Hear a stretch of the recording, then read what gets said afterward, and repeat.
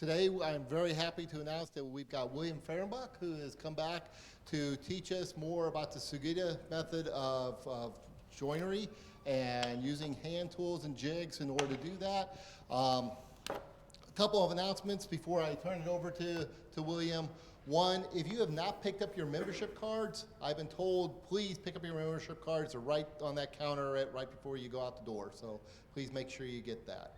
So also, just to reiterate, if you have a question, please raise your hand. I will pass you the mic. Because we're recording this, and that way your question will be on the recording rather than some mumbling and then he answers it. So, and one last thing, William donated some material to the guild to use as a raffle. So we have a raffle today for you. There is a raffle of Japanese saw, several of Sugita's books, and then also some clamps. So please make sure you do the raffle, and we will do the drawing at the end of the meeting today. Okay? Without any further ado, there you go. All right. Can you all hear me okay? Okay. First of all, thanks for showing up. It's great to see the interest in this method. I was here in September and did an hour demo. We had a lot of slides too with that presentation, so which was great, but we didn't really allow us to get very much in depth, and I'm being motioned to the over here. I guess I'm supposed to be in the middle. So thank you all for showing up. This is a really neat method. Very excited about. First of all, Joseph, my youngest son, came with me. So he's my helper, and he's over here. I have three boys: Turner, TJ, and Joseph. They're all in that picture frame right there, and those are Joseph's big brothers. And that's a walnut and maple half-lap frame. But if you all want to see brought some smaller things, rabbet joint box, and as I do these demos, I'll kind of grab those and show you kind of a visual. So we're going to start with just some basic joints, and I debated on what to do, whether to do a whole big project or a lot of little joints so you get more of a wide exposure. So I landed on doing just some basic joints, hopefully 4 or 5 if time allows. We have just a basic rabbet joint. I'm sure most people know what a rabbet joint is. And we have a half-lap joint, a spline joint, which is my favorite joint to work on, a mitered half-lap, and a mortise and tenon joint. We used the drill press, and this is, don't let me forget my drill bit, so when I leave. This is a drill bit that Toyohisa recommends. It's actually made for bamboo, but it's a Brad Point type bit. He tested a lot of drill bits, and this one cut the cleanest. So you can buy it if you're interested. The only place I've found is Tool in San Francisco, and they come and that's what the package looks like. I bought a 9mm, 8mm, and 6mm common smaller size mortise widths. So this is actually a bit made to cut bamboo, but it cuts very nice. So I went ahead and purchased 3. I don't sell them at this time, but Tool in San Francisco sell these bits. But I wanted to kind of get a feel on everybody's skill level. I know some of us are probably beginners, some of us are in the middle, some of us are more skilled. So if you don't mind me asking, how many of you would consider yourself a beginner just getting into woodworking? Beginner woodworkers? Okay. Moderate, skilled, been doing it a while? Okay, and then any masters in here that have been doing it all their life? They're being modest? Raise your hand, a true master woodworker is going to be humble enough to say, I'm not a master woodworker, so. That's him. Okay. Well, that gives me a good idea as far as when I'm explaining things. So, again, thank you for showing up. It's great to see the interest. I still meet with Toyohisa one time a week. I went to Japan, as some of you all knew, if you were here. And this is his current volume. Spent some time in Tokyo learning under Toyohisa, which was a really neat experience. This book sold 5,000 copies its first year. They reprinted it. It's in its second publication.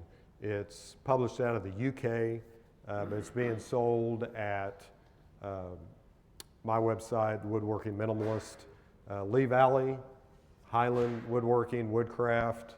Of course, you can buy it on Amazon and a few other places, but it's doing quite well. He's actually coming out with a router book this summer, be published in a router book, and he's working on another wood joinery book to extend off of this method. So he's not slowing down any. He's very much involved, and he's very excited that there's a lot of interest here in the United States. So this is the book that we'll be working out of. How many of you have bought the book already? Anybody bought the book? I've had a few sales that I've shipped up here. So maybe people that couldn't make it today. But how this book works is you'll see for each joint, Toyohisa really does a good job. He loves photography, so he loves 3D photography. So you'll find the images in this book are very, very photographic. So say we take a half-lap joint, you're going to see a picture of a completed picture. You're going to see a 3D picture here on how the joint goes together. You're going to see another one here, and you're going to have a schematic layout on how to actually mark your wood. Then the directions take you step by step to cut each joint. So he has that for every joint in here. He does. We also have bridle joints you can cut with this method, which are often pretty difficult to do by hand. Typically, anybody have experience with bridle joints? Okay. Typically, you need a table saw. You go back and forth a few passes. But with this method, with this guide, you actually can cut a bridle joint, which is a difficult joint considering all your joints to cut. So I would like to kind of give everybody an idea of what this ripping guide is and what it does. And basically, this is the main guide for this method. And really, this is all it is, okay? And I've got a crosscut guide here. So these are your two basic guides. There's a starter kit you can buy online. You do get about a 10% off if you buy the starter kit. But why I say that is because the basic guides are the ripping guide and the crosscut guide. So those are your basic starter guides. This is MDF. These are two aluminum plates, and they're precision. It's high precision aluminum, so it's very accurate. Then you got your magnetic sheets on the front, and basically that serves as your saw guide. This is your 90 degree. This lets you mount the jig to the table, and then you've got these star knobs on the back with spacers, and basically what this does, it allows you to put spacers in here. So and we use millimeters. Of course, you can measure them, and you could use them how you want. The Guild did buy one for use. If you all are up here, I believe it's over here. And we do have a book in the back in the library. Here's a 5mm spacer. So you drop it in there. You kind of look at this as a manual numerical control would be a good analogy. So there is how you determine the distance that you're going to cut from into your top of the wood. So this is a ripping guide. You're ripping, you're cutting with the grain, cross cut, you're cutting across the grain.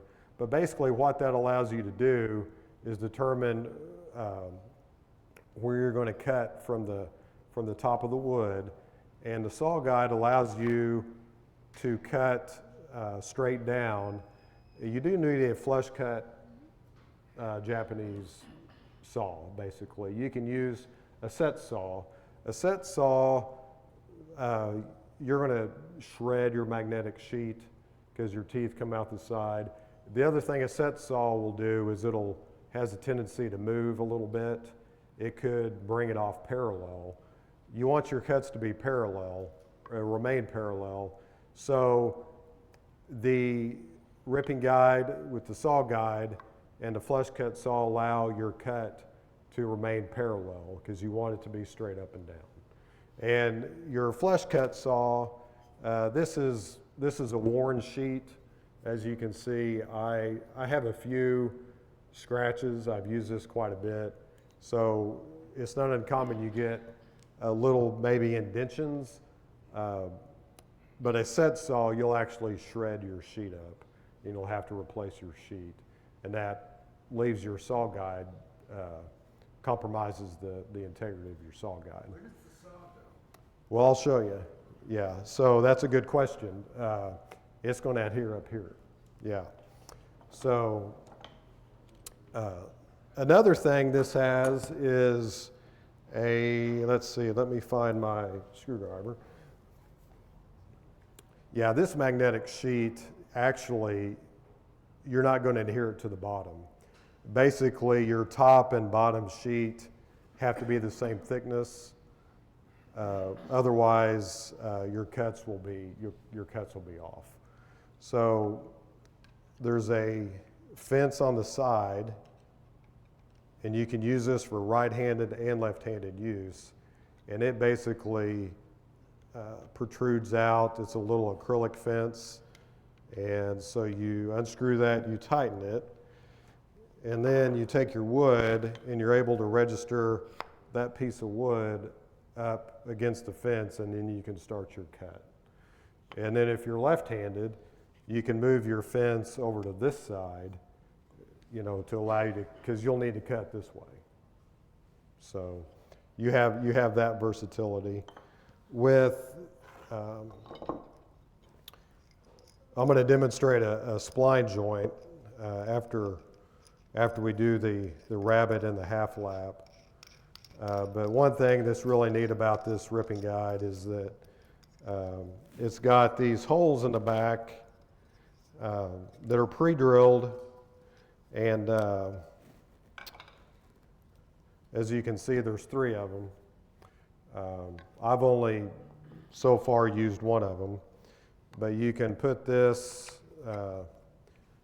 through the front. We got a little wing nut here, and you can clamp your picture frame wood to do splines, and that way you can tighten the back and it clamps it. So I made this out of a M8 bolt and corresponding hardware, so wing nut. So, but I'll show you all that when we do a spline joint. The spline joint probably take a little more time because I'm actually going to use the coping saw and I may do that first for the reason that I want it to dry, and I want to be able to actually cut the spline at the end of the demo. So I may go ahead and do that first. Okay. So, any questions on that before we get started? Happy to answer. Okay. Rich was kind to cut a lot of wood, which I am going to use. I don't know if I'll use it all. I did end up bringing some pre-cut. I had to glue up my miter joint for my spline too. So this is going to be the spline joint. So these are pre-cut splines. They're of a certain, they're 5.6 millimeters. And if I can get into this here.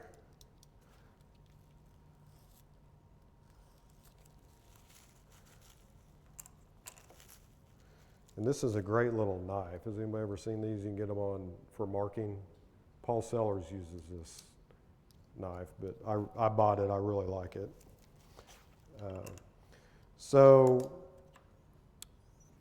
digital or veneer calipers. Anybody work with a set of calipers? Okay. So those of you who use them, what would you say is the benefit? They're very precise. They're very accurate. So with this method, as you're down to the millimeter, 0.1 millimeter, 0.2 millimeter, digital calipers. I really like the veneer calipers, but these are extremely important, especially when you're fitting a spline in or you're cutting your joinery, and you come across potential for gaps, and you want your splines to fit. So a millimeter or two can make a difference. With the spline cut, what I'm going to do is I'm going to measure the width of the stock, and this is about right at 19 millimeters. And it's actually, yeah. And then, I don't know if anybody, y'all probably can't see that. These are pre-cut splines. These are made, this was teak wood, and I used the crosscut guide to cut. I had a block of teak, and I just cut my spline, and I can use my calipers to register, and I'll show you how you can do that also. But I have to do some math on this. So I've got 19 millimeters. That's the width of the wood I'm working with. And then I already pre-measured this. It's 5.6. It's 5.6 millimeter spline. So I'm going to take my calculator. I just bought this basic Casio calculator with the big numbers. It's perfect. So I'm going to take 19 minus 5.6, and that gives me 13.4. 13.4. So if my spline's in the middle, and I'm going to pass around, let's see, here's a double spline. I'll just pass this around, but that's how nice and clean your splines can look with this method. So I've got 13.4 millimeters of wood left that I have to work with. So if I want my spline to be in the middle, I have to determine half on each side. So I'm going to take 13.4 divided by 2, and that's going to be 6.7. So when I've played around with this, I've added about 0.1 or 0.15 millimeter to that number to get a tight fitting spline. You don't have to do that. Once you glue it, it's going to swell. It's probably going to be tight, but I like to add 0.1 or 0.15 millimeter. So I'm going to take 6.7, and I'm just going to add 0.1. It's going to give me 6.8. So I'm going to get my spacers, and I've got a 5 5mm spacer in here already.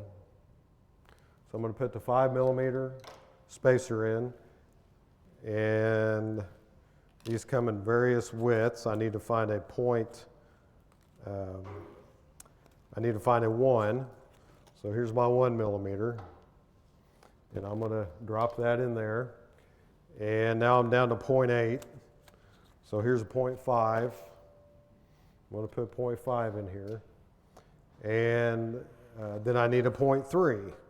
So I got a 0.3. So I'm going to put a 0.3. And when I first bought this kit from Japan, Toyohisa, I had this piece of paper in here. And I was like, well, maybe that's just to cushion the acrylic. No. Well, I threw it away. And he had to send me another one, but that's the 0.1mm. I mean, so it makes a difference. So I had to get a new one. So that's my position of my spline. I'm going to tighten the knobs. And for this one, I have to take my fence back. Otherwise, it would that would protrude. I wouldn't have a flush cut. So I'm going to push my fence back. That just gets it out of the way. And I'm going to take my rod here, and I'm going to register that right here, and that is going to clamp. The first thing I need to do is I need to determine where my spline is going. So basically what I do is I take a miter square, and what I do with my miter square is I can't cut my spline like that because it would be too low, okay? I don't want it to sink down below the corner. It's got to be up. So I raise it above the corner. It's about that much because I'm going to cut it off later.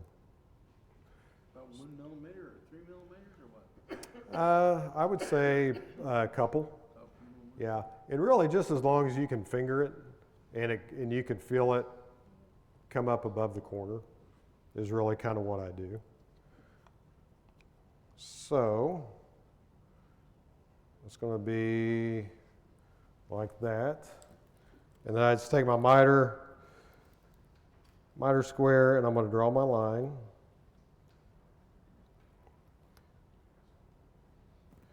And then what I have to do, and I need my double square, because I also draw, this one I freehand. I don't use a depth stop, and I'll show you how I use the depth stop with a different cut. So I just take, I really like to, for this method, I like the 4-inch, the little 4-inch double square. You can use a 6. This one is a little easier to handle. I just make a little tick mark there, and I draw my lines like that. And then I do that on the other side. Little tick mark, get my miter square. Okay, so here's what I have. I have my spline that's going to come down that deep, and my cuts are going to come down to these lines, and that's where my spline is going to seat. So let's see.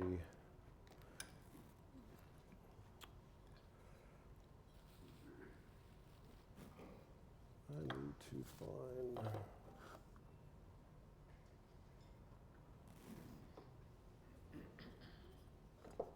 So I'm going to seat that there, and that's going to clamp, and that's going to tighten really nice, and I need to get my saw. And I'll go ahead and tell you all about the difference in the saws. There's not a whole lot of difference. But typically, I probably use the cushion grip. I'm going to try to stay here in the middle. I typically use the cushion grip the most, but these are both flush cut saws. This is an exclusive saw. It is flush cut. It's a disposable saw blade because you can't sharpen a flush cut saw and really keep it flush.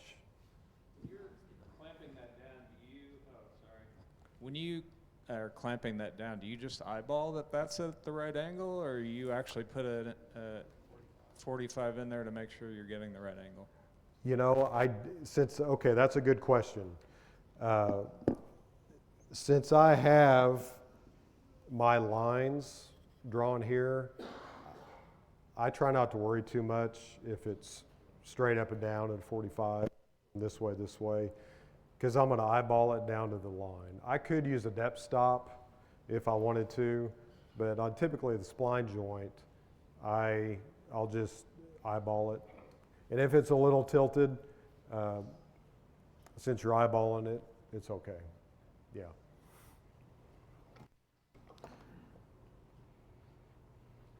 Any other questions before I make the cut? So I'm going to use these are, there's one in the giveaway. This is cane wrapped, typical straight handle saw. This is the flush cut saw also. Pistol grip, cushion grip. One you hold, obviously like this, put your finger on top. It's a pull saw, cuts on a pull stroke. This one it's better to grip it back here so you can get a good line. This is kind of about an extension of your arm going like this, okay? So even with the saw guide, if I'm to the side, there's how that sticks, okay? So if I'm to the side, it can still come off a little bit, and you can end up in a curve over here. So it's important, so it's important that you position yourself to where you're coming back and forth like this, elbows coming straight back. So I'm going to start cutting.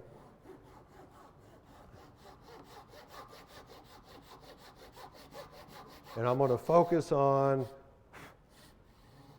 just cutting down to these lines. And if I go a little, the thing with this, if I go a little down below the line, I'm going to make my knife line and I'm going to chisel. I can always adjust it after the fact.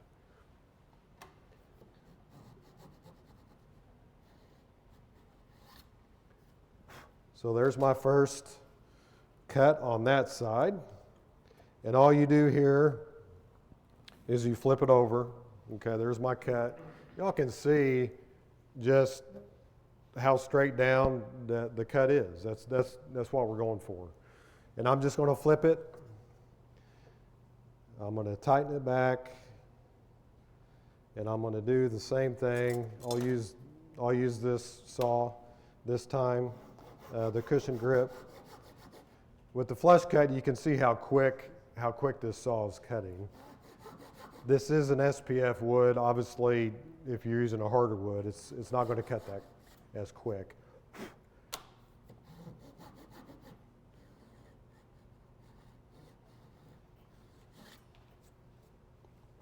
Okay. So there's my two parallel cuts.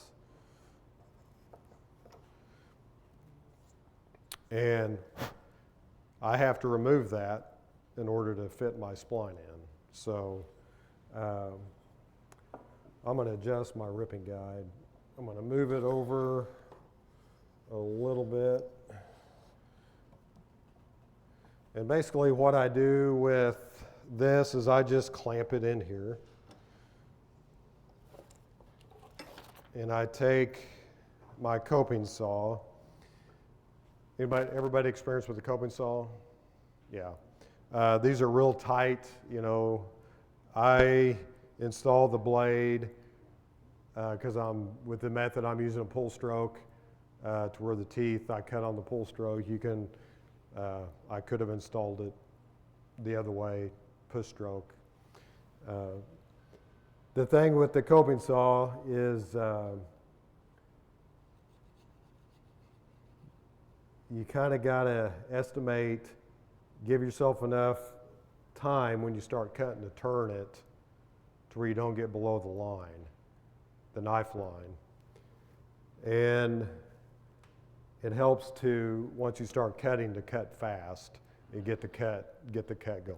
So I'm going to start this probably about right there.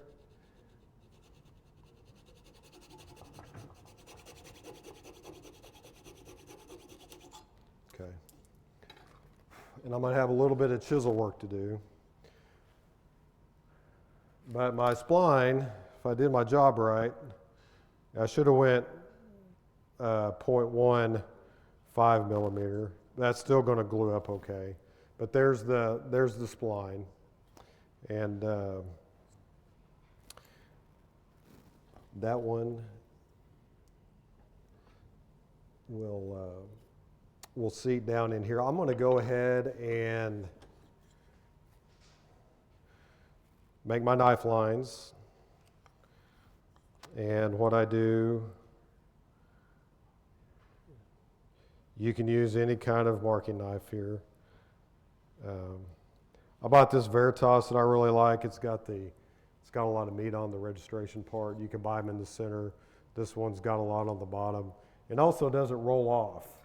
It'll stop. So I kind of like that part. It's got this little micro adjust knob on the bottom too, where you can adjust.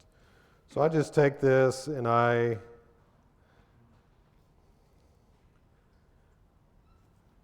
make my knife line. If I measured right, I don't have to adjust it.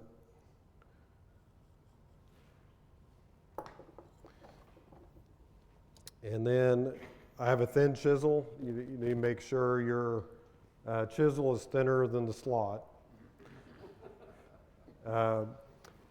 And when you chisel here, it helps. I like to pinch up close and go in from the center. If you go in from the side with the spline cuts, you'll dent the corners, you'll dent the sides, and then you'll have little bitty gaps on the sides. So if you can go in the center as much as possible, work your way in versus coming in from an angle, you'll keep from denting your wood. But I'm gonna try to do a quick chisel job here because I want to. So I'm staying in the middle.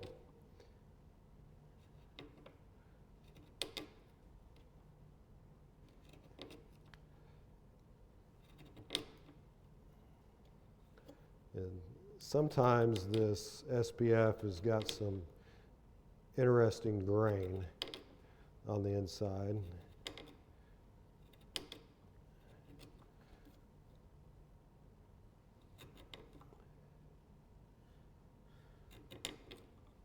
And what I do is I'm chiseling down, and when you finish up with your hammer in your knife line, you'll work your way to the line. But this one's going pretty quick.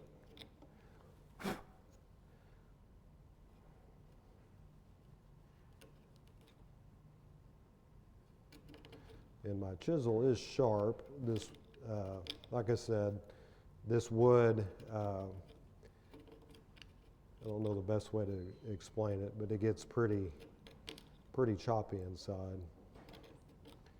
Seems like you could just use any good saw and sandpaper for that. You could try that.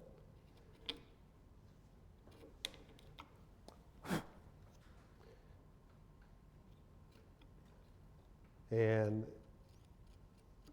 this is not going to be a perfect spline because I'm doing a little bit of rush job here. So what I'm going to do, and I need to find, let's see, my hammer.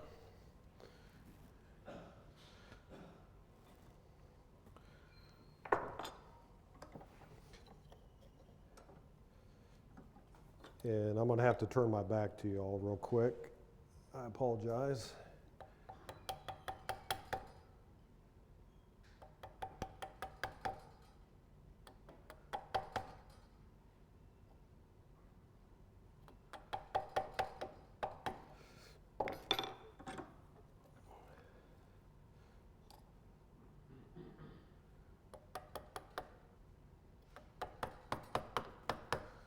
Okay. And I'm going to do the same thing over here. And I chiseled close enough to the knife line that I'm not having to start out and work my way in. When you're chiseling and you're working up to a knife line, you want to go from the outside or work your way in. If you have a lot of meat left to chisel out and you put your chisel on your knife line, it'll actually compress the chisel and you'll have an indention, and then you'll have to fix it and go deeper. So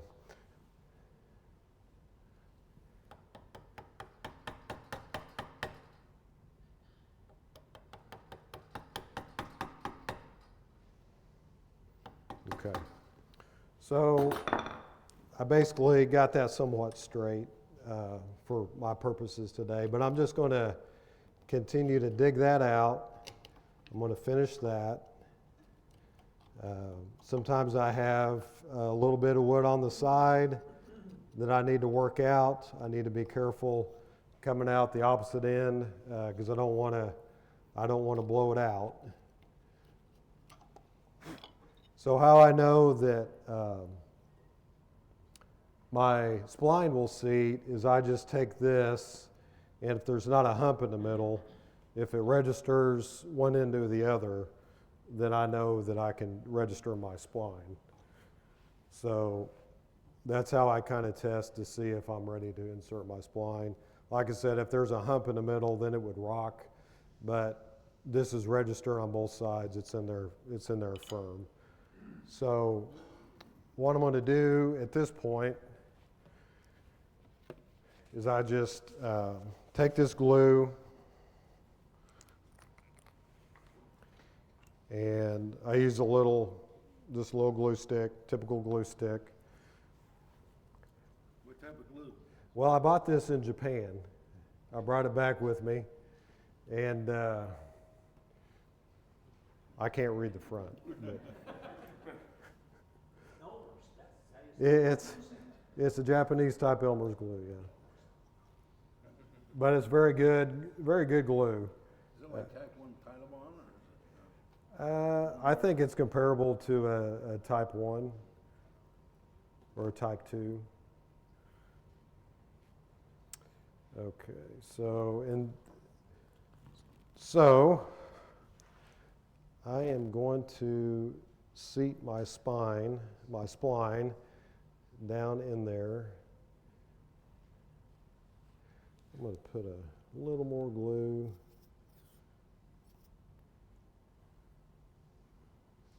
And I'm going to let this dry while I'm doing the other cuts, and because I want to see how I cut the spline off, and I can do that at the end. This glue, it will dry pretty quick, and it'll probably be ready to cut. It'll withstand a cut probably here in about 30 or 40 minutes. So I'm just going to set this aside. But that's... You don't clamp it? You can clamp it. You can clamp it. If it's a little loose, you got a little bit of gap, you can clamp it. I usually don't need to. A lot of times my spline sets in there really, really tight, if I cut it right. If I add my 0.15 millimeter, it's usually tight. This one I only added 0.1, and I would have liked it just a little bit tighter.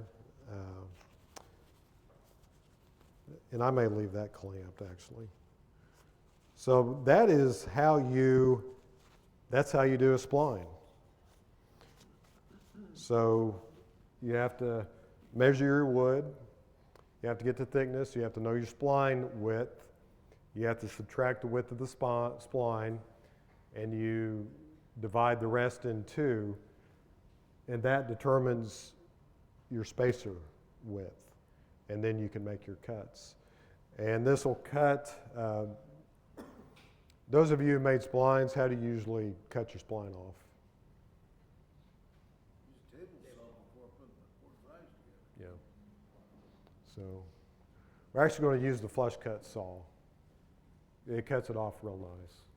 And I actually use I have a smaller saw. I don't know if I brought it. I have a little pink saw that's a good flush cut saw. Toyohisa calls it the Hello Kitty saw. That's a Craft 145 saw, and I'm not seeing it, but we'll use this one. I'm going to move my ripping guide back over,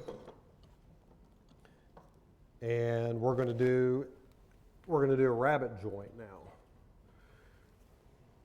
But before that, any questions about the spline? This may be a very beginner woodworker kind of question, but since the wood was already joined at 90 degrees, does that just make the function of the spline decorative, or is it meant to be like actual That's a good question. joint that holds the Yeah. wood together? I'm glad you asked that because I get to explain how I did the miter. I did the miter on this. This is a homemade miter guide. You can also use the crosscut guide with pins. But when you do your miter joint, it's only glued. There's no real joinery with your miter joint. It's just two flat pieces joined together at a 45 to make a right angle on each side, and then you got a picture frame. So the spline joint, not only is it decorative, it adds to the stability of the joint. So it's a way to stabilize a miter joint, but it also gives it a decorative appearance. Thank you. Good question. I'm not following, you mean it's both? It's both. Yeah. Yeah. Yeah. It's both. Other question? It is both. You can leave it at a 45, it's just not going to be as strong. So If you're cutting something thicker than a picture frame, like a box, cutting splines in, would you just need a longer bracket on that Yes. piece that's holding it in? this, Yeah. good question. If you're, these are great questions. If you're using, I don't know where my demo piece, there it is. So this was a double spline. And this box over here is a double spline. This is a sliding lid box.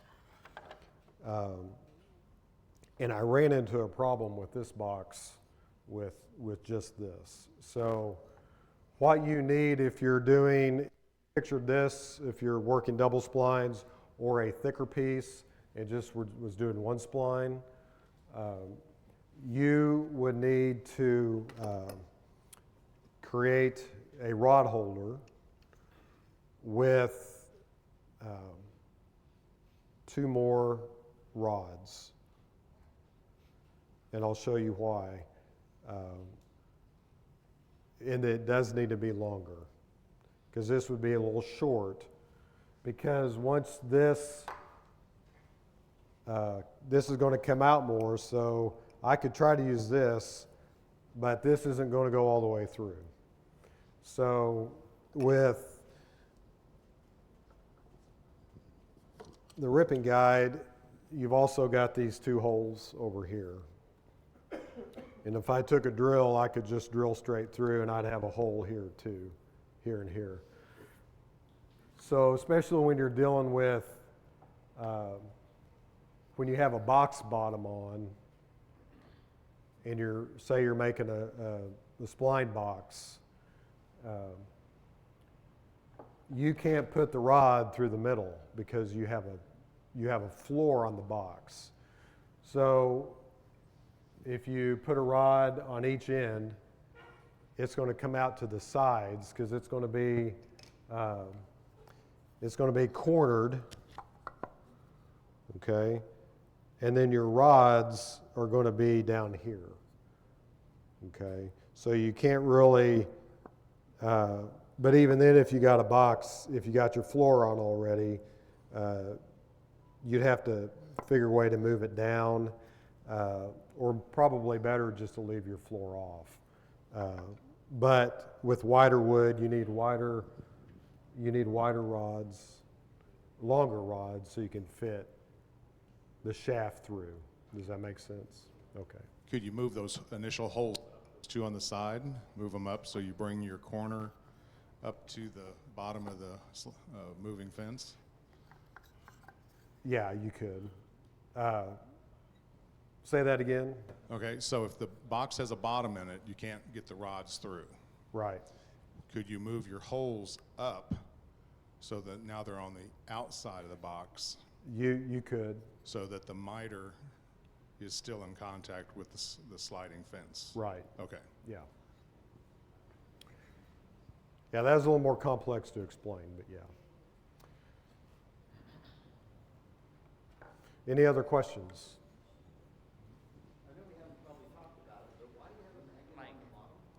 Yeah.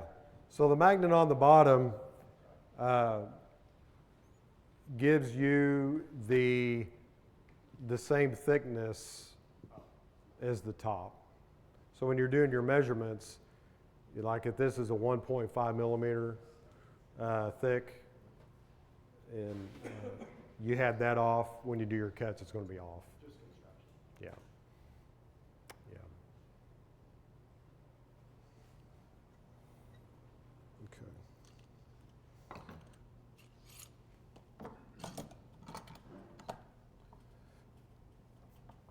Okay. Okay.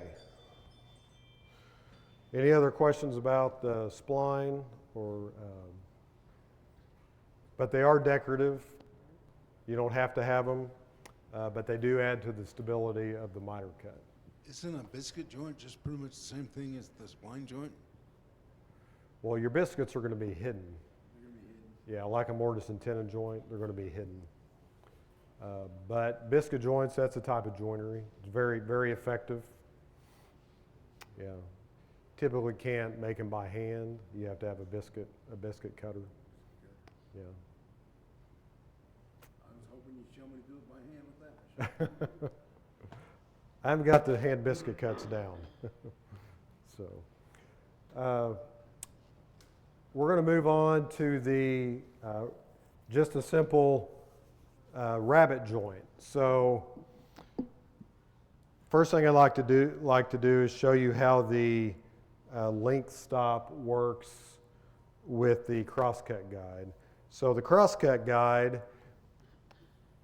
allows you, this is an aluminum plate, it's got a fence along the bottom, and that allows you to register your stock at 90 degrees to where it's 90 degrees to your crosscut plate.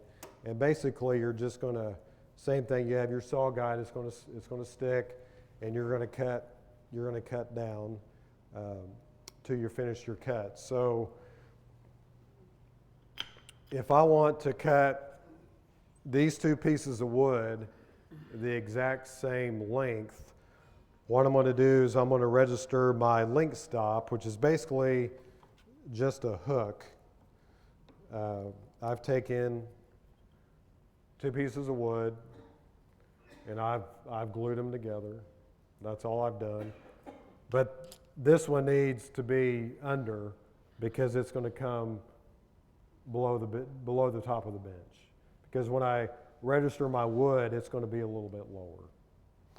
So what I'm going to do is I'm going to take my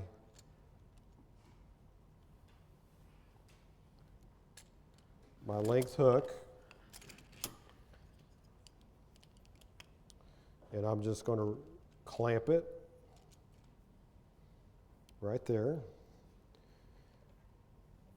And then I'm going to take my first piece of wood, and I need one more clamp. I'm going to have to steal my spline joint clamp. So I'm going to take my wood, I'm going to slide it underneath here along the fence, and it's going to hit that stop. And then I'm going to clamp. I want to clamp up next to the fence because I need that part to remain stable, the most stable. And so I'm going to take my saw, I'm going to stand a little bit to the side. I don't want to be over here. I don't want to be back here. I want to be where my elbow is going to come straight back. And when I get to about there, I want to cut kind of up and down on both sides. That decreases your burrs, basically. So I remove that, and all I do is I take my other piece, and these are shorter pieces. Obviously, you can do however long you want. And then I'm going to do the same thing.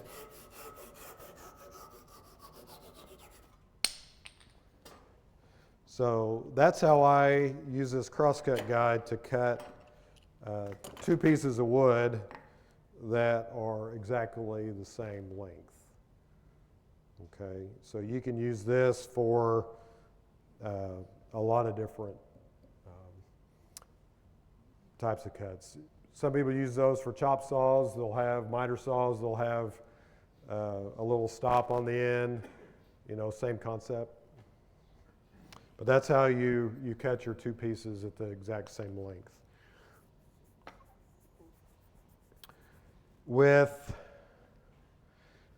I hope you can see me. I don't know.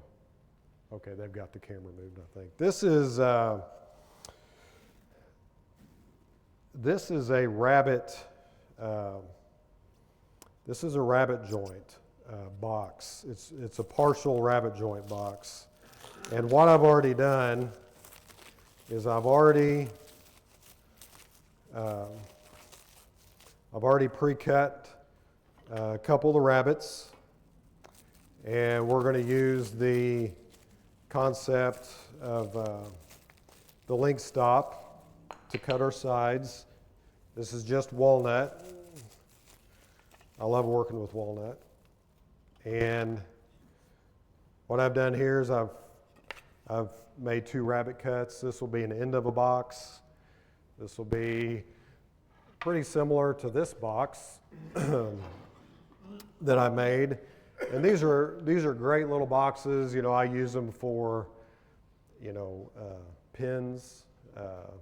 I have a larger one at home. I put my wallet in, my keys, just little drop boxes, or you can, made one for my wife. She'll put her pens and notes and stuff in them. You can make them any size. I made a larger one for my son. He uses it on his coffee bar. Sets all of his coffee stuff down in there, his tea. But the sides here, basically you cut your sides, and I'll pass that around so everybody can take a look at kind of what we're doing here. But I went ahead and made rabbit cuts on both ends. Okay, and they're going to be the exact fit for this piece of wood. I need to figure out how to make this wood be exactly the fit needed for that rabbit. Okay, so can everybody see that? Okay, so this is your rabbit joint. First thing I'm going to do is I'm going to cut these. This is going to be the sides of the box and pass it around. They're going to be, I need to make them the same length. So what I'm going to do again is I'm going to use my link stop, I'm going to register. First of all, I already have my cut marked. So I'm going to clamp. I've registered against the fence again in the back. I want to make sure it's flush against that fence. Otherwise, my cut won't be 90 degrees, and we need that because that's kind of what we're going for. I'm going to register my link stop, and I'm going to butt the corner up against the back of that piece of wood. I'm going to make my first cut.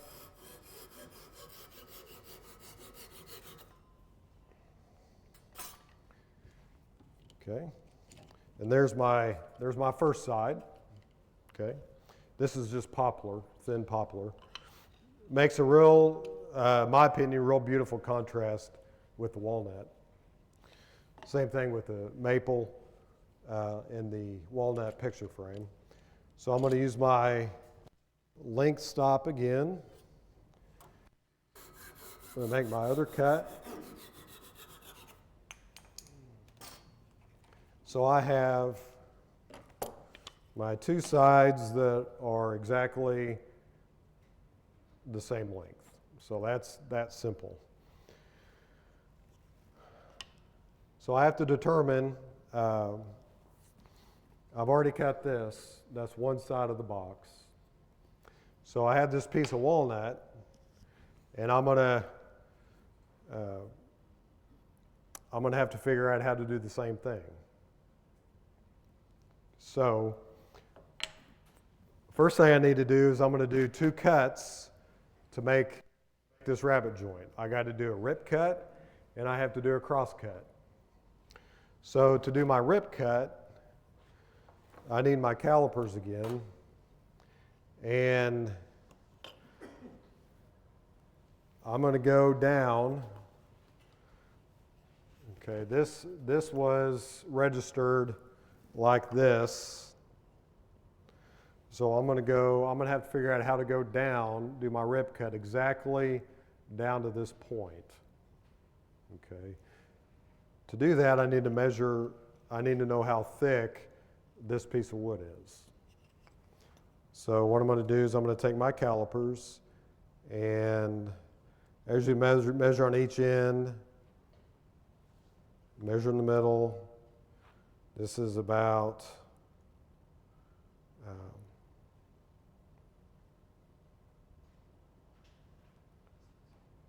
and that's not what I'm going to use to determine the cut. I'm going to use a depth stop. But this piece of wood is 6.6 millimeters. And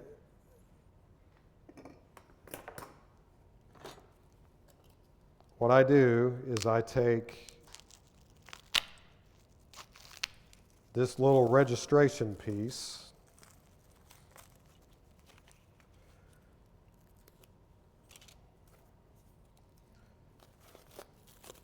and I use a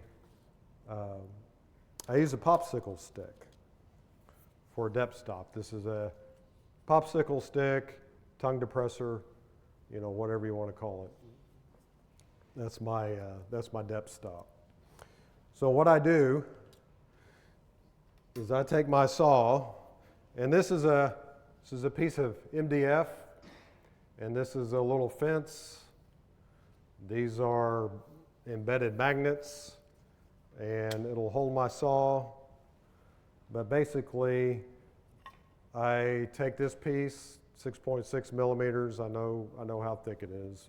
But for these purposes, I really just need this. And I'm going to take this, and I'm going to use this to register my depth stop. So I'm going to put that like so. And then I'm going to register my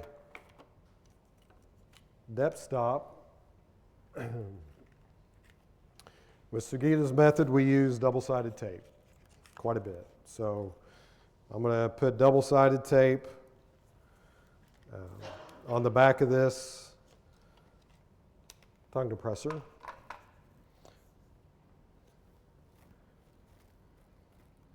I'm going to remove it.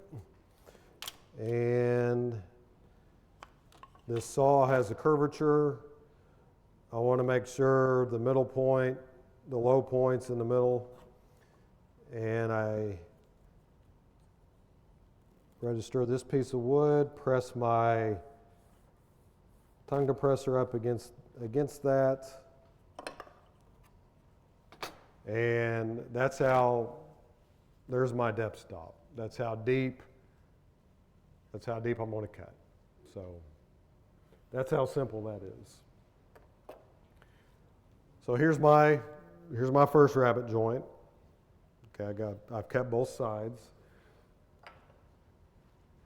So remember we're cutting the picture frame, the spline joint, my fence was moved in. I need to move my fence back out, and that's as simple as unscrewing the fence, moving it back out, tightening it. Okay. So what I'm going to be careful to do is, let's see.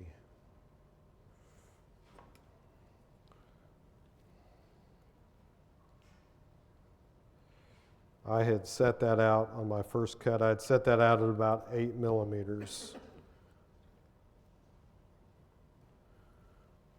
Because I did that at home, so I need to make sure I'm doing apples to apples here. So 5, and I need my 3 millimeter.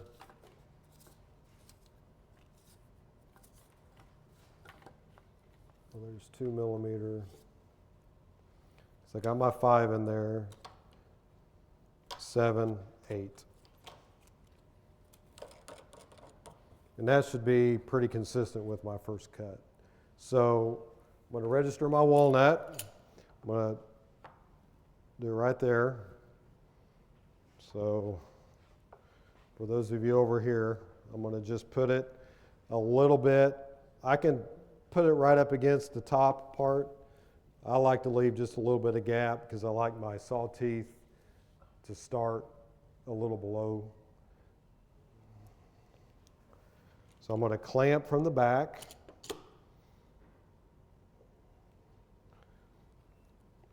And I'm going to take my saw and I'm just going to adhere it, and I'm going to cut down to there. And then that, if I did my job right, I'm going to come back over here. And what I do here is I register this under the crosscut guide, and this I just go off feel. What I could do is I could take my calipers and I could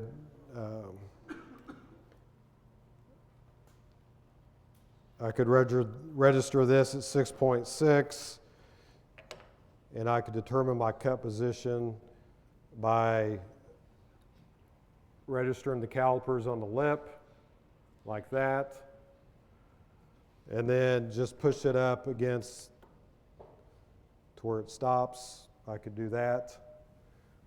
I prefer this way. I just take the wood and I just use my finger. I know it's flush. It's really all you have to do.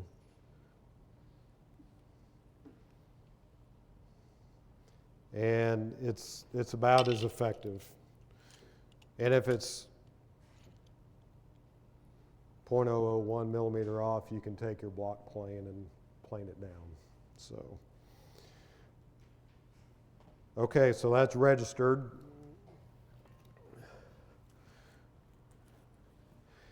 And usually I have my wood marked X and O. And I'll explain the XO concept, which is very important later. But your X is always your waist. So always double check, make sure I'm cutting the right part off, and I don't know that I am. So case in point, you want to mark your wood. This is the X.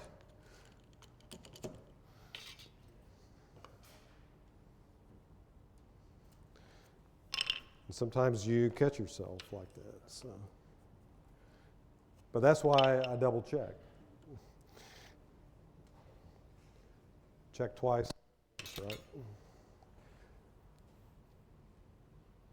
So when you make these cuts, when you get down to the other kerf, it'll start making a kind of a hollow sound, so you know you're getting close to it. It'll just pop off, and that's when you want to pay a little more attention to your saw being straight and not tilted. So there it went.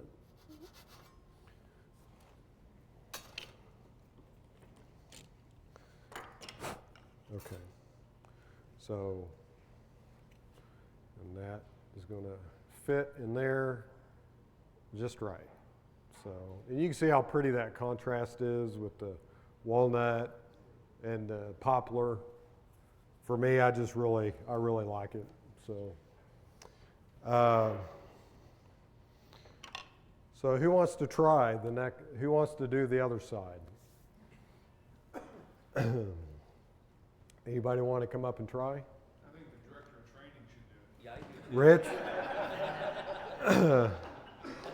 Okay, Rich. This is going to show if it can be screwed up. Okay, you got this. So we still have it all measured, right? Yep. So that's against the fence, okay.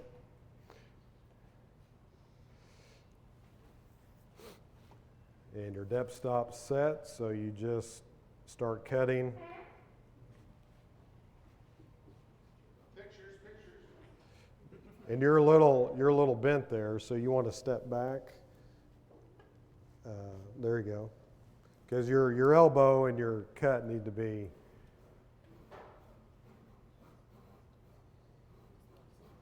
How'd you get this angle in there? Chamfer? Yeah, I'll show you all. Yeah. And longer strokes, and with that depth, that doesn't take very long. But I usually give it a few extra cuts. When you hear, you can tell you're done because it'll smooth out. So I think that's it. Yeah. So you'll come over here, Rich, and yeah, your side piece, and here's your other piece, and that's right. So, and you'll take that, and there you go, and you'll just finger it, and when that's flush, then you can clamp.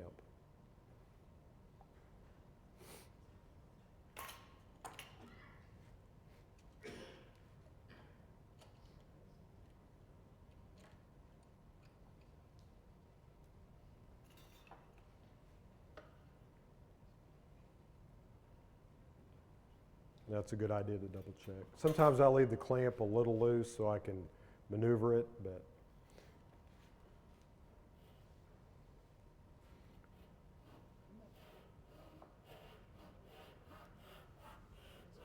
there you go.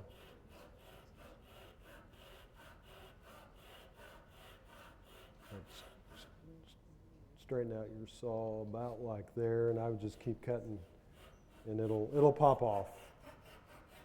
There you go. And you'll hear it kind of, you'll hear the hollow. When it starts to hear kind of hollow, you'll hear it. So, and that's it. And then,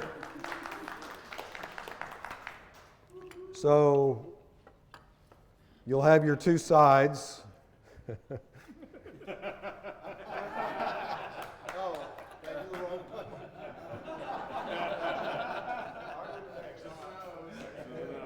X's and O's. So really but that's it's a good learning experience, right? I did it, yeah. But there's your side. That's what it's going to look like. Okay. And how I do the chamfer is it gives it a nice. I have this old Type 6 number 4 I bought from a friend. And how you do does anybody have that? Yeah, there's the box. So the angle on the inside, it just gives it a nice, it doesn't look so boxy. It gives it a nice little touch, and it's not hard to do. And I won't do the whole thing, but I do want to, I basically just,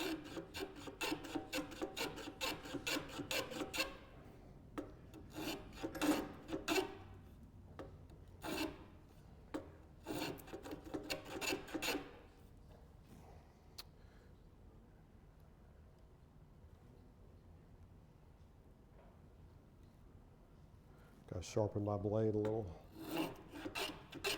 well. So basically, that's all I do.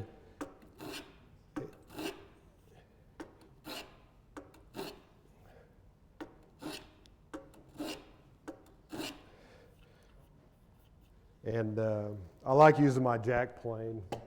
Lower angle plane with walnut works a little better.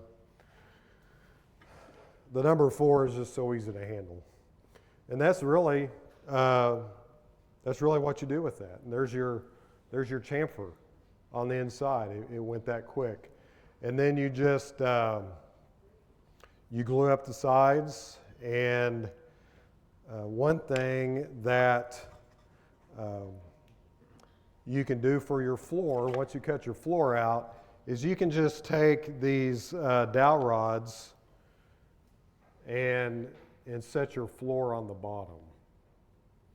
And one thing I like about the crosscut guide is when I use these on dowels, if I determine my length, I'll mark my spot, I can just cut my dowel just like that. I mean, that's how I love using the crosscut guide for my dowels. And that's how you do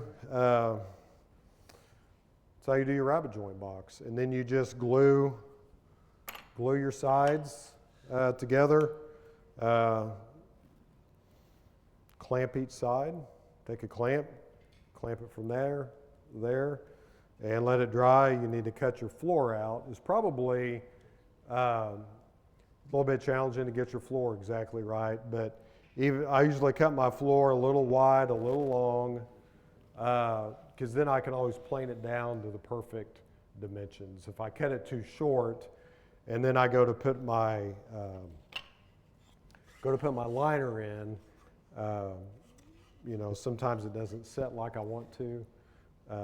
But even this one has, I got a little bit of gap there, but it's not of real consequence. So that's how you make somewhat make a rabbet joint box. Any questions about that? Okay. And I also can also use a block plane for the chamfer. Works fine. It's lower angled. It kind of it does cut a little quicker. The walnut, when you work with a walnut, you never really know. It can be a little more of a fussy wood. So, okay. Did everybody understand the concept of the depth stop? Okay. And this comes right off, double-sided tape. It'll just come right off.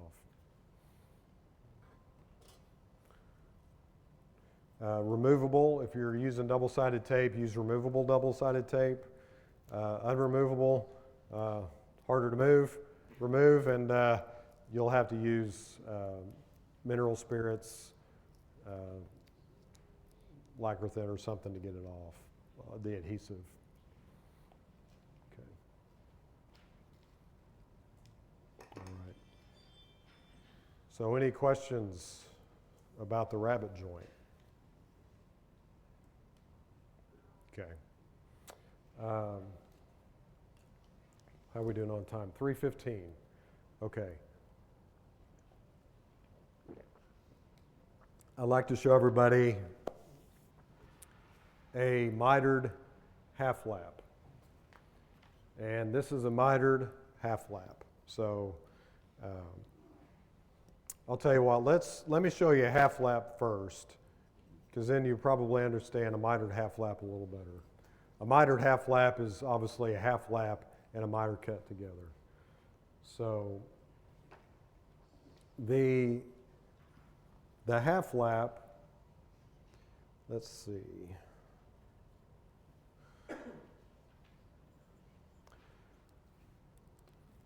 Let's say I have a stile and a rail.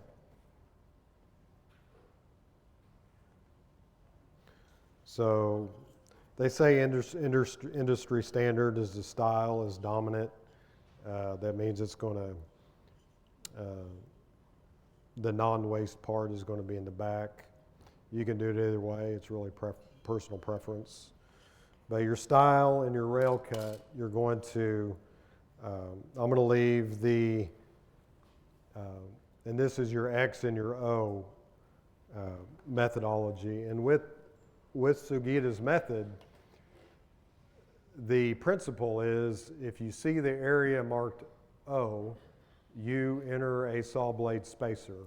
So those of you at the original demo probably learned, anybody remember why that was here or have a guess? Why you would enter a saw blade spacer? When I enter a saw blade spacer, I mean here. The width of the saw blade. Okay. Thank you. You have to account for the kerf. You have to account for the width of the saw blade. So the rule is when you mark your wood, I'm going to mark the outside O and the inside X. On my rail, I'm going to do the opposite. I'm going to mark X. I'm going to mark O. Okay. Same principle with the depth stop. I know my depth of the wood is going to determine, the width of my wood is going to determine the depth of my cut. And the reason for that is because it needs to sit just like that. So this is a rough cut, rabbeted. This is actually a rabbeted half lap frame, and I haven't finished it. So the principle with the rabbet is going to be a little different than your principle with the regular half lap. So this is a regular half lap, and this needs to come down. Your cut down here, your rip cut, all the way down needs to be the width of your wood. So we have to set our depth stop.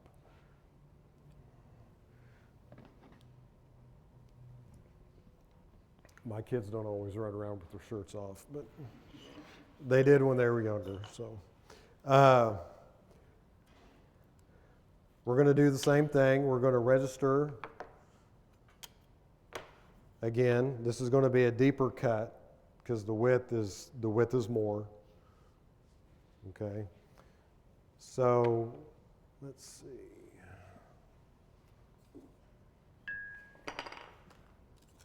I'm going to take my double-sided tape once again, and I'm going to adhere it to the back of the tongue depressor.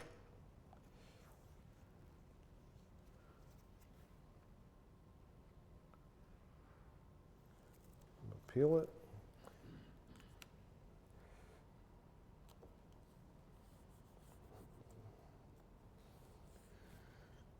So it works very well. There's the, I'm going to cut until I stop, okay? It's important with this tape and the tongue depressor that you keep your saw stroke straight, because if you start to bend, this will actually pop off sometimes. So what I'm going to do, I'm going to cut the rail piece. I'm going to cut the rail piece first. And when you mark your wood, typically on a half-lap picture frame, you have it left, right, up, down. I've just marked these style and rail. This might be left, and you could also say this was up. Same difference.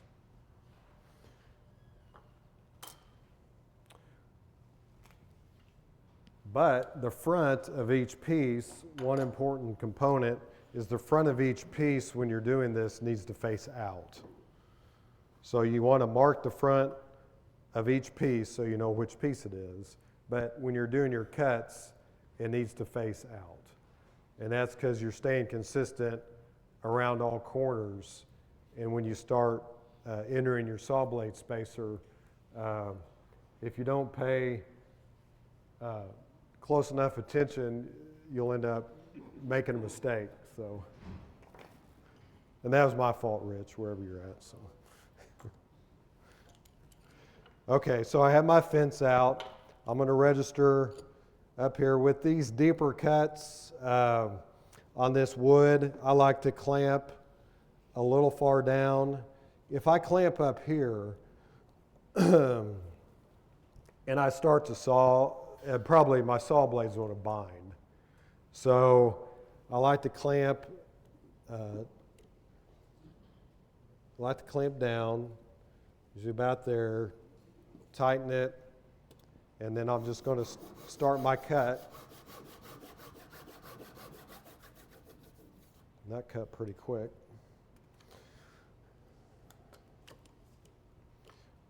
So I have my X as my waist, and my O is my non-waist.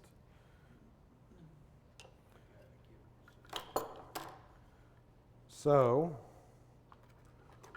I'm going to, if you remember with the rabbet joint, we're going to use the same principle. I'm going to remove my waist. I'm going to register here. And I'm just going to do that. It's even. It's flush.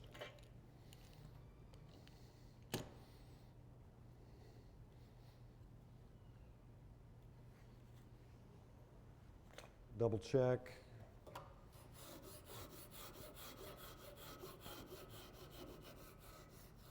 Do you hear the pitch sound?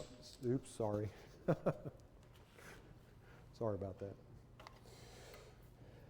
But you can see how square it is. Yeah. So there's one portion of my half lap. Okay. With when I put on new blades, I keep my old blades, or you can buy an additional blade to account for the spacer. Or if you buy 2 full saws, you can actually just do this with the whole saw. It's going to hold fine. But this is an old saw blade. This is how these Mariah saws come. They'll come in a cardboard pouch with some anti-corrosive paper. So I'm going to register that here. I'm going to find my style, and I want it facing out. Again, I'm going to be consistent, and I'm going to register this way. And the rule is if you see the area marked O, you enter the saw blade spacer. So that's what we've done, and that accounts for the saw curve. If we didn't do that, we'd have a gap.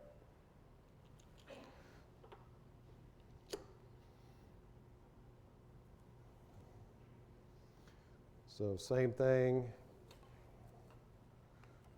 You saw with the depth stop.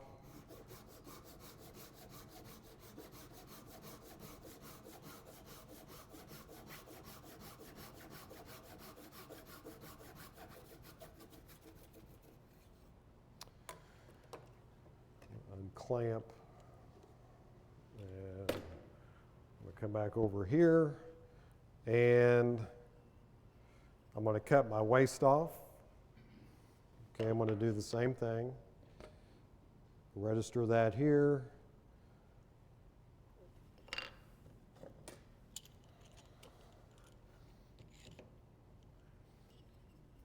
And sometimes it'll, when you reach for stuff or you clamp, it'll move a little bit. So I do like to double check it.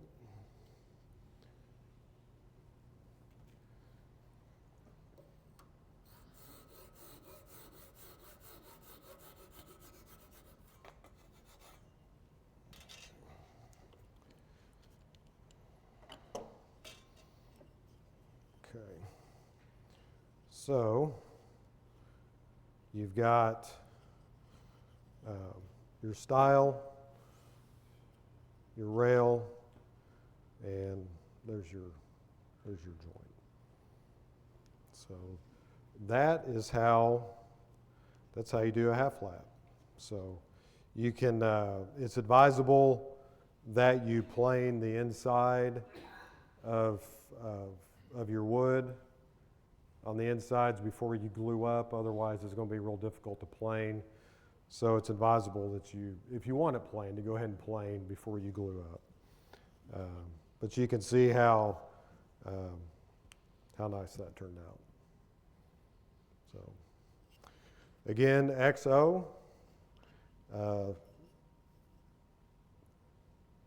Both where you mark left, right, up, and down, stile or rail 1 and 2. You're going to face out. When you X is facing out, you don't need a saw blade spacer. When your O faces out, you need to adhere to your saw blade spacer. Counts for the saw curve. Okay. And that's a half lap. So any questions on that? Okay, that's pretty simple. The half laps probably are in the rabbet joints or your more simple cuts. So if you're a beginner, this is a great beginner method. If you don't have a lot of time to devote to the craft, time enough, if you have a day job, you have kids, you want to make nice clean joints that don't have all the time in the world to devote, this is a good method to begin with. If you're somewhere in the middle, if your skills lay elsewhere, this is a great supplement to what you're already doing. I do have a lot of people that are getting out of power tools. They still want machine-like accuracy, but they want a safer, quieter method. This is perfect for that. It is quiet, it's peaceful, it doesn't take up a lot of room. If you're limited on your shop space, you don't have room for a lot of tools, this is a good method to consider too. Some people in apartments, not everybody has large garage spaces, or they may not have access to a guild like this one. They have very limited space, so it's very useful if you fall into that category. So I'm thinking travel trailer. travel trailer. You don't need a lot of room. But obviously you can fill up a workbench. So this is, before we move on, this is a box that I made. It's a sliding lid box, and these are rabbet joints, as you can see. And this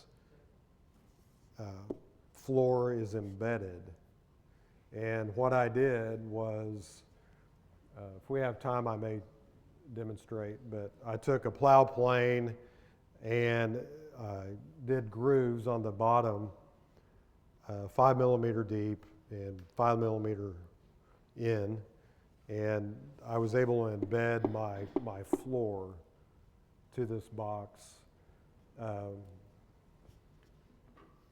This is sufficient. You can use dowels. No problem with that, but I also did grooves on the side. This is just dense foam, and I added some rule stops, my felt pen, and just some different tools. My calipers fit in there, and then I'm able to just slide that.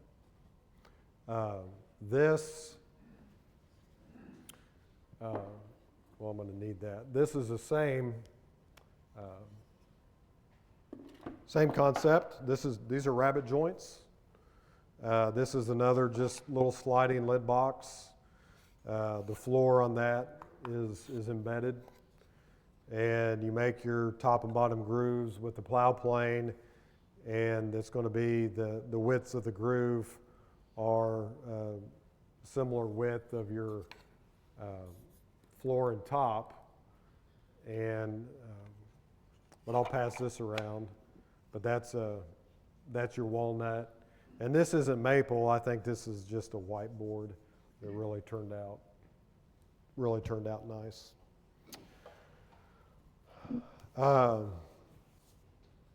So before we move on, any questions? I'd like to show. We've got 30 minutes. I'd like to show everybody a mitered half lap. What about dovetail joints, especially, just a sliding dovetail joint? Sliding dovetail. Dovetails are a little more with this method. It's something Toyohisa is looking at. He utilizes box joints for use with the saw guides. Your dovetails are going to be at an angle. They're going to be a little more difficult. So he hasn't come up with anything yet to cut, as far as with the method to cut dovetails. Well, I did notice in the book that he does show how to build the jig for cutting those angles. It's a little wooden jig, and you can tilt it. So yeah, but that would be a handmade guide. So yes, it's the smaller brown guide. Yeah. So yeah. As far as commercial guides go, he is working on a box joint jig that's aluminum next. But yeah, the dovetails, there is a little jig you can build that you have to slant. Yeah. So yeah, it's actually in the back of the book. Yeah. Yeah. Okay. Anything? Mr. Kratz? Any reason or thought on why he hasn't extended his planing action to Japanese pool planes? Why he doesn't use Japanese planes? Right. Well, he prefers the quality of the Lee-Nielsen's. Oh, so do I. That's a good question. And I actually asked him that. Why don't you use the block? The boats and they cut very well. He was a Lee-Nielsen distributor for quite a while before COVID, and then, as you all know, things changed with COVID. Lee-Nielsen quit shipping to Japan, so that distributor relationship changed. But he prefers, I asked him that question. He prefers the Lee-Nielsen planes. I guess I'm promoting Lee-Nielsen here, kind of off the cuff, but he prefers the quality and the results of the Lee-Nielsen's. Well, they're also much easier to set up and maintain. Right. Than the Yeah. Japanese. Yeah. I love that. I spent the money for the block plane. I have no regrets buying it. So So now this is a Veritas plow plane, and what Toyohisa recommends, and they give you a guide if you buy one of these, that you can make a shop-made fence, because the fence on this is not very wide. So I found some brass screws and made this out of walnut. And really, what that allows you to do is when you register your workpiece, because with the method, you use double-sided tape. And I'll just show you real quick. So if I was going to do a groove, I'd put a piece of tape here, and I would register that like so.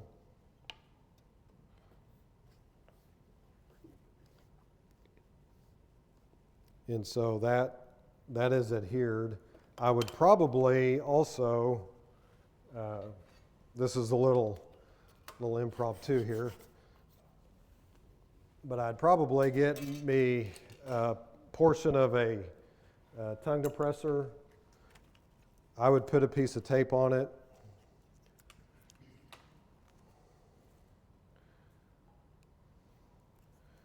And I would put that right there.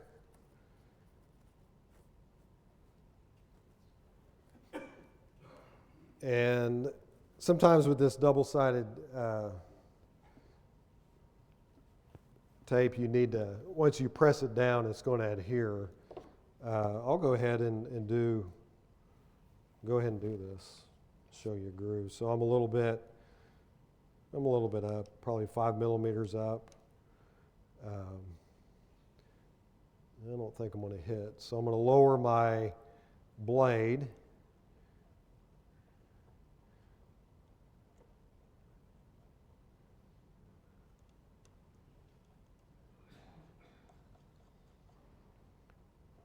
Until I make contact.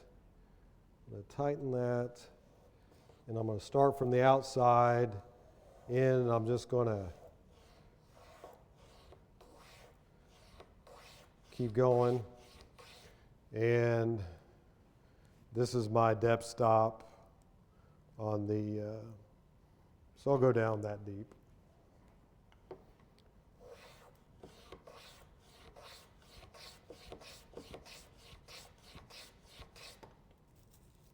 And this is if you're making a rabbet joint box. This is how you'd cut your grooves. But the fence, it allows you to register flush against the remainder of the table.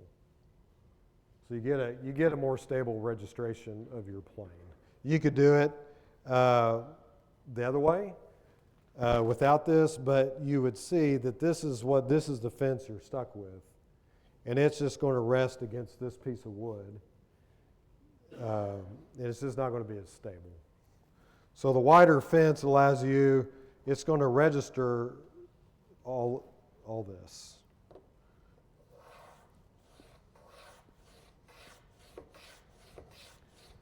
And this little plow plane, it works very well. I really enjoy using it. And then I just remove it. So There you have it.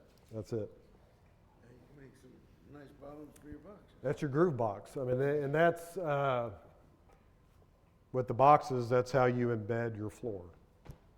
What was the purpose of the tongue depressor? An extra stop gives a little more stability. That didn't adhere very well. It kind of, it's adhered, but it gives it this way. Yeah. What's that plane called again? What kind of plane? That's a right-handed Veritas plow plane. Well, Plow, P-L-O-U-G. P-L-O-U-G-H, plow. Yeah. And they make, combination planes, which can do a lot more, but that one, for Sugita's method, works very well with box making. do they make a battery-operated plow plane? Not that I know of. You had to do it all by hand, okay. Yeah. Router, it's called a router. Yeah. Yeah, the router. He is coming out with a router book. I'm anxious to see it. He's got, for years, Toyohisa worked with routers. He had 3 U.S. patents related to routers. And he's got a new book coming out this summer. So I'm anxious to see that one. So double-sided tape with the depth stops, when you're using your plow plane.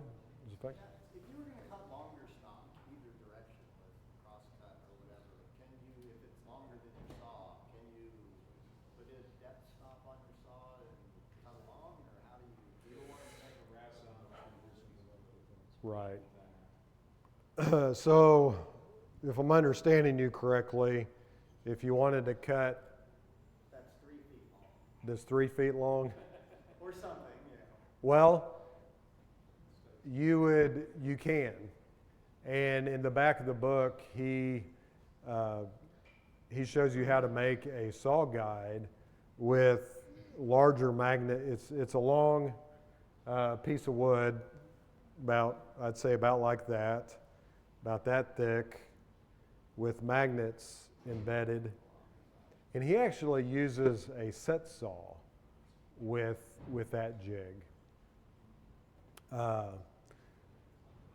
But what he does, the face of it gets cut up, so he's worked it to where he can, after he uses it, he planes it, and then the magnets he taps down deeper and deeper as he, over time, planes it off. He has room to where he can tap the magnets down. But that's how he compensates for, as far as this method, for longer pieces of wood. So you could with the right jig. With this, you'd have to take the fence off, and you'd have to start your cut and then just keep moving it up the wood. And it'd work as long as you registered your wood the correct distance from the edge. So in answer to that, yeah, you could do that. It would just take some maneuvering creativity with the jig. So, yeah. Okay, we have 17 minutes. So I like to show you a mitered half lap and then a mortise and tenon. I think I can do the mitered half lap pretty quick. So this one I've pre-cut and pre-marked my wood.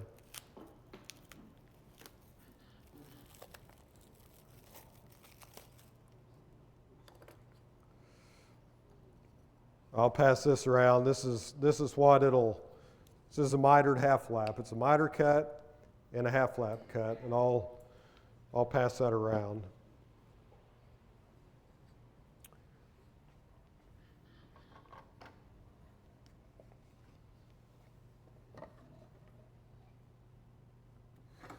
So I've went ahead and pre-marked these pieces, and I'm actually going to mark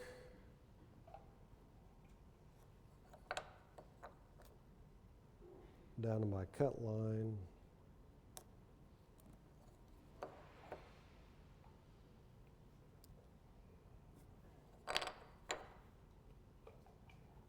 So this is going to be a combination of the two. My style is going to be my first cut, and it's going to be a diagonal cut. And I'm going to cut it somewhat like I did the spline, and I'm going to angle it.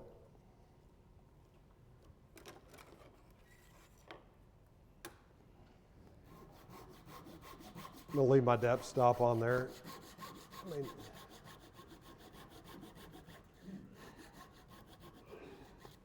And this, I'm just eyeballing this.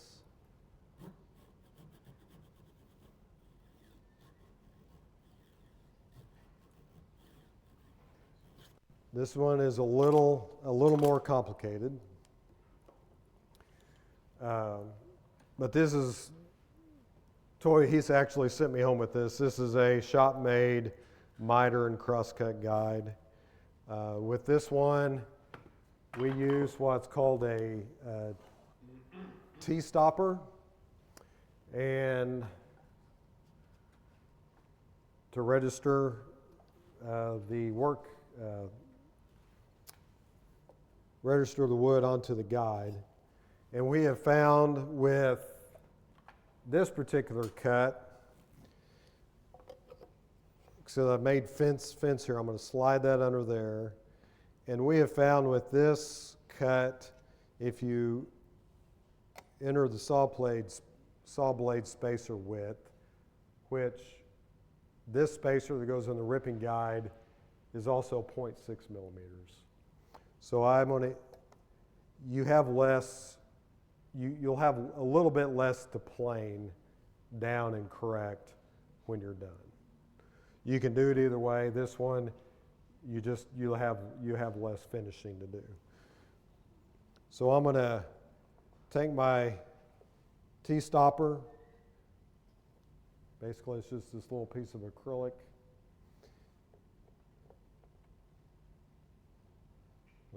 Register there. I'm going to take my clamp.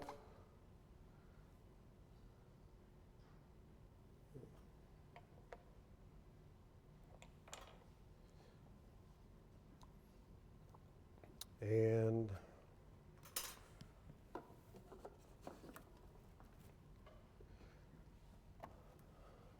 check my X, because that's my waist. I'm going to take off my depth stop.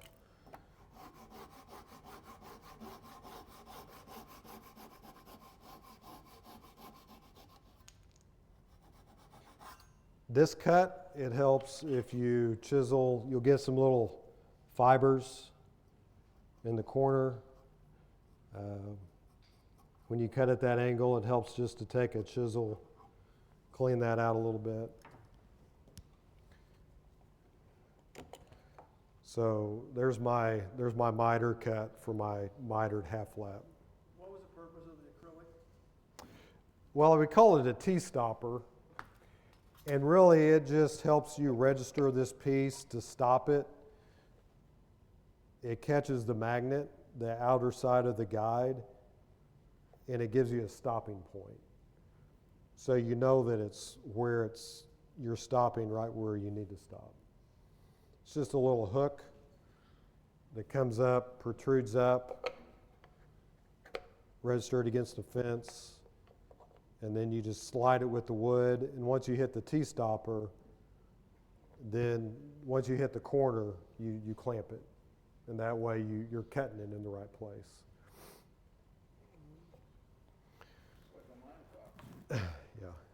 Is that piece that you just cut, is that the rail or the style? That was the style. Yeah. This is going to be the rail. Okay.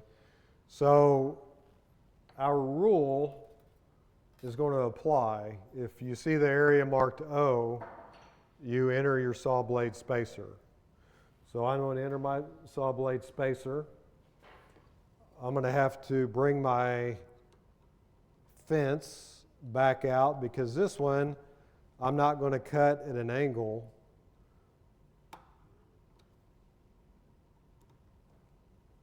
for this cut. And I'm going to cut this one without a depth stop.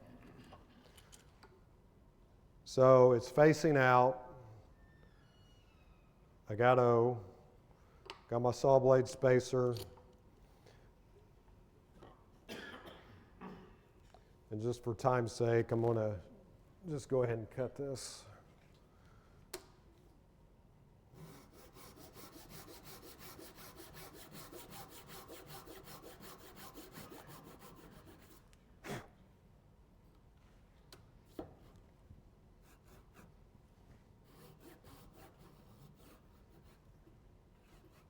Okay. So this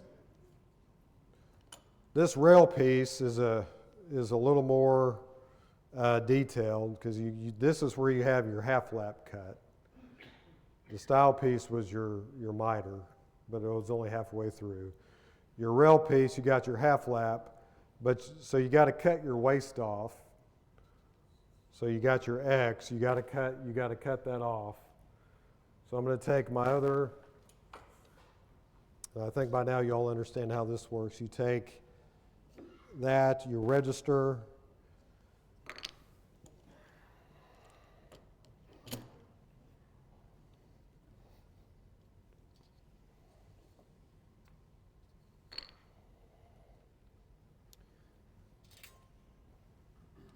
double check, make sure I'm cutting off the X.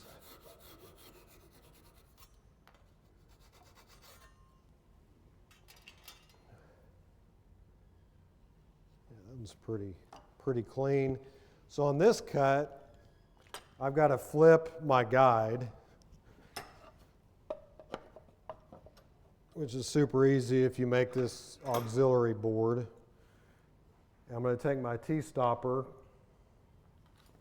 and my clamp, and my diagonal goes this way. So that's why I've had to flip. I had to flip my board. I'm going to cut the other way. So I'm going to do the same thing. And you'll feel like you're cutting off this whole piece when you're doing this, but you're not. Same thing, T-stopper.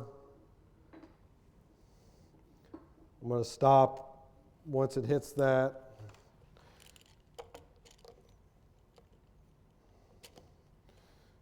And that moved on me like it'll do sometimes. So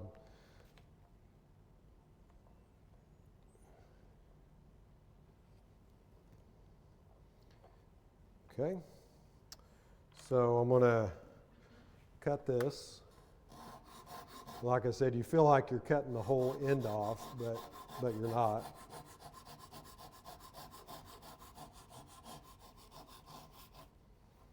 Okay. And this is all in the book. This is all detailed step by step. Now, I've learned the hard way. When I miss a step, I notice it when I'm done. But there's your mitered half lap. So we have your miter and we have the half lap, and they join together. And I'll still have to plane this down up here just a little bit, but you can tell the miter goes together real nice. Your half flap's on the top. So that's a combination, mitered half flap. So, any questions on that? Okay. I just find this method just really fun. I don't know. Okay, I'm going to try a mortise and tenon joint in 6 minutes. So I have my drill bit. I have this centered already, so I hope this goes quickly. I'm going to mark the width of the wood. And I might not get all the way through this, but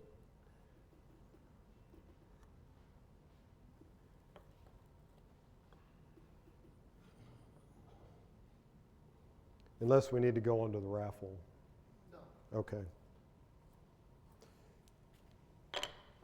And what I'm going to do here is I'm going to take my little gauge, and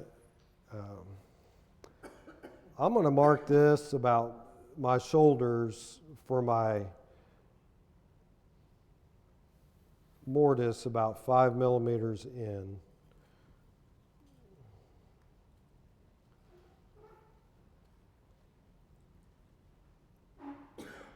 Okay. So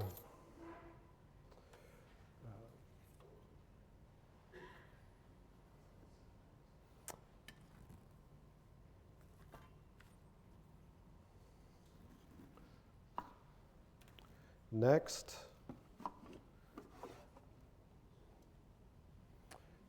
I'm going to set this up, and this mortising guide uses the action of leverage. It's aluminum fence, MDF, and basically you'll just squeeze, hold that piece firm, uses leverage, use this little thumb thimble to slide the wood, and I'll show you how I do that. I usually mark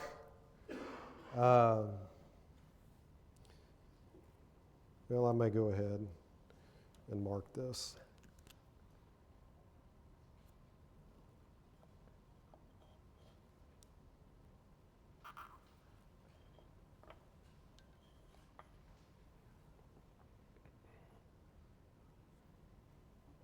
That jig you're using comes in that starter kit that you're advertising? This one does not.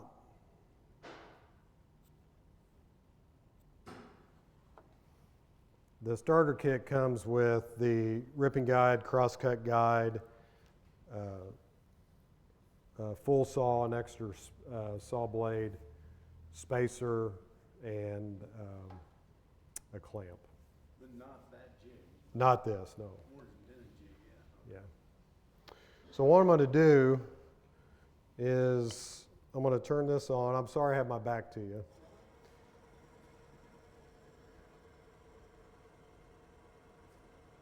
But I'm going to make 3 holes.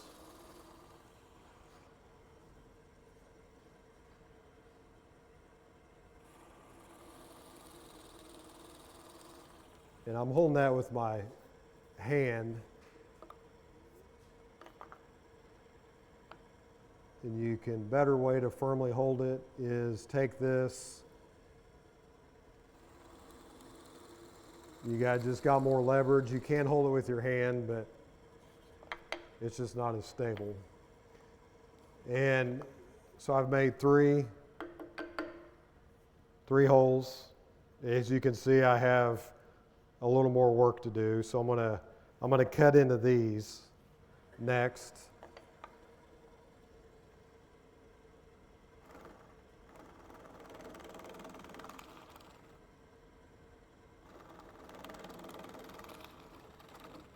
And then I'm just going to slide this back and forth. I'm going to clean out this mortise.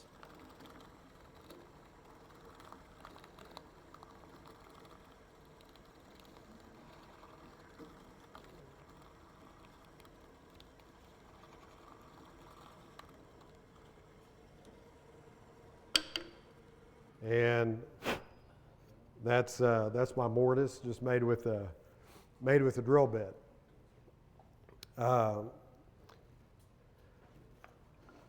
Finally, what I have to do is I have to measure the depth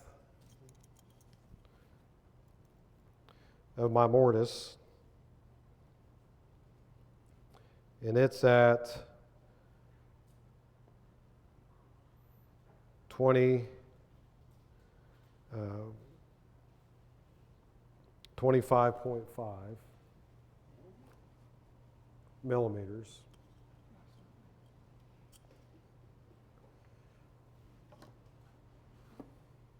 So I'm actually going to write that down.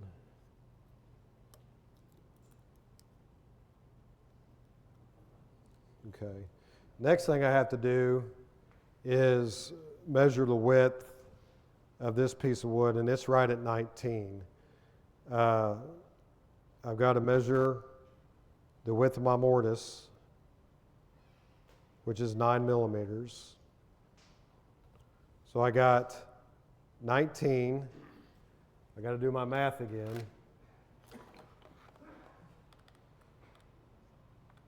(19 minus 9)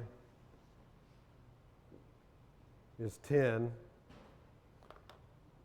Okay, divided by 5 is 2. Divided by 2 is 5. So I'm going to do a little bit of it. We're out of time here, so I'm going to try to get this done pretty quick.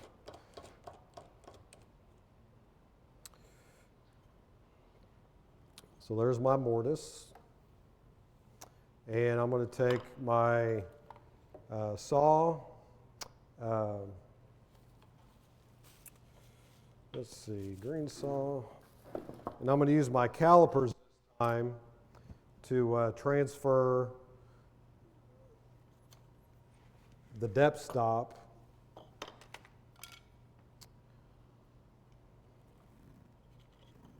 let's see, I'm going to remeasure.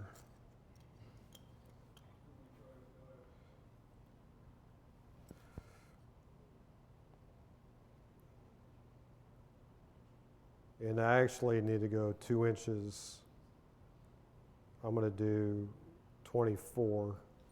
So I'm going to transfer, because I don't want to go all the way down. So I'm going to use my calipers to transfer the depth, because I have found that that's the best way to do it.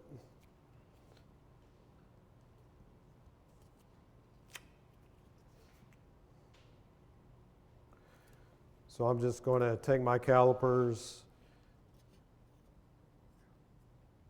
and I'm going to register my depressor. I'm going to take, let's see, go ahead and take this off.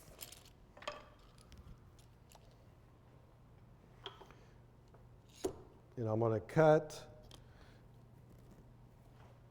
the depth of my mortise all the way around. And on this cut, I've got to register the stock this way too, because my measurements are going to call for that, because if I don't cut the sides, my mortise will be, or my tenon will be too long. So I'm just going to work my way around.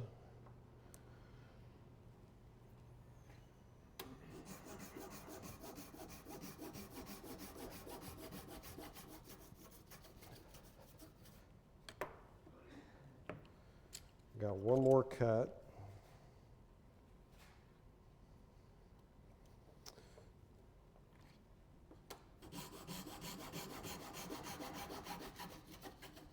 Okay, so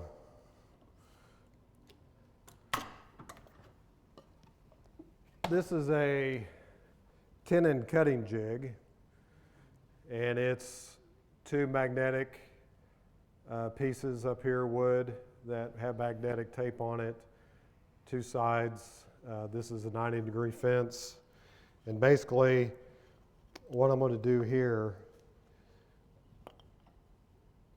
is I'm going to register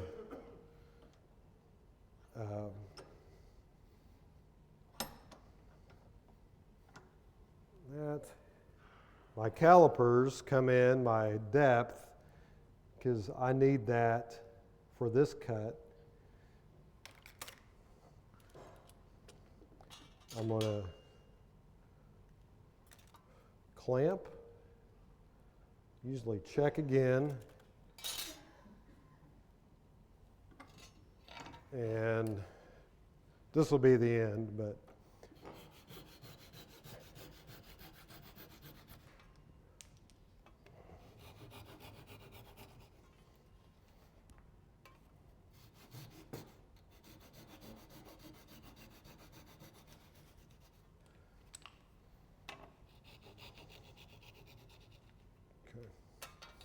So that is how you cut your tenon.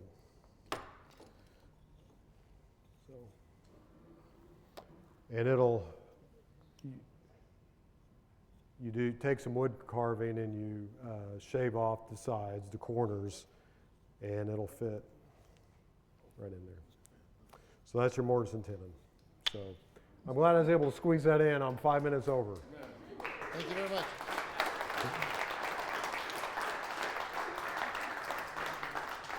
So thank you, William.